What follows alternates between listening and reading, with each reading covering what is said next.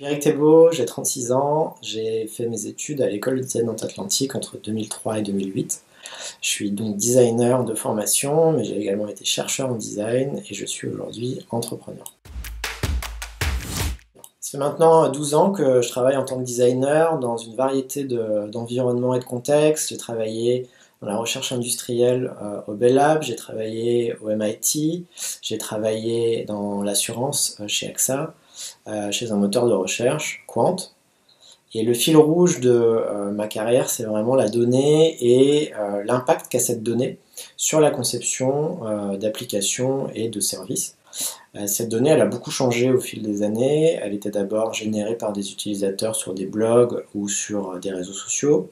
Ensuite, elle a commencé à émerger d'objets ou de produits connectés, voire même de quartiers ou de villes entières. Et puis aujourd'hui, elle est de plus en plus générée par des algorithmes pour faciliter la prise de décision, pour automatiser un certain nombre d'actions qui n'ont pas vraiment de valeur ajoutée.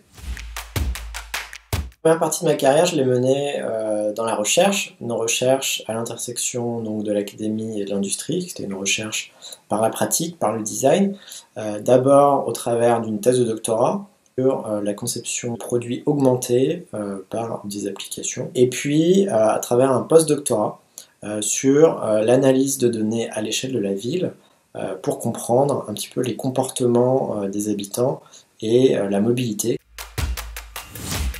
Depuis 2 ans et demi, je suis entrepreneur. J'ai créé une start-up dans le domaine de la PropTech, c'est-à-dire l'immobilier, avec mon associé qui est également designer de formation. Cette start-up, c'est Citima, c'est le premier logiciel qui replace l'humain au cœur de la relation client.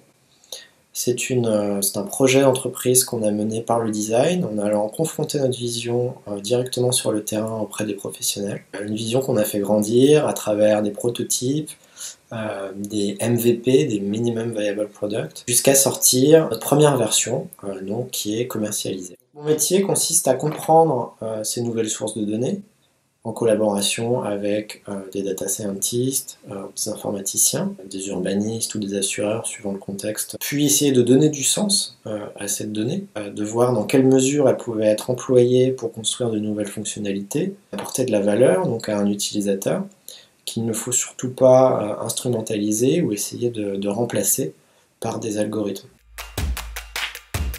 Alors le principal apport de l'école, c'est d'avoir fait de moi un designer généraliste qui va intervenir à l'intersection de différentes disciplines, de différents métiers, qui va être capable d'envisager donc des enjeux techniques, humains ou d'usage, mais également des enjeux business. L'autre apport de l'école, c'est cette capacité à se réinventer et à faire évoluer sa pratique dans un domaine qui est changeant, qui se réinvente tous les 3 à 4 ans avec de nouvelles technologies, de nouveaux outils, mais également de nouveaux enjeux sociétaux ou humains.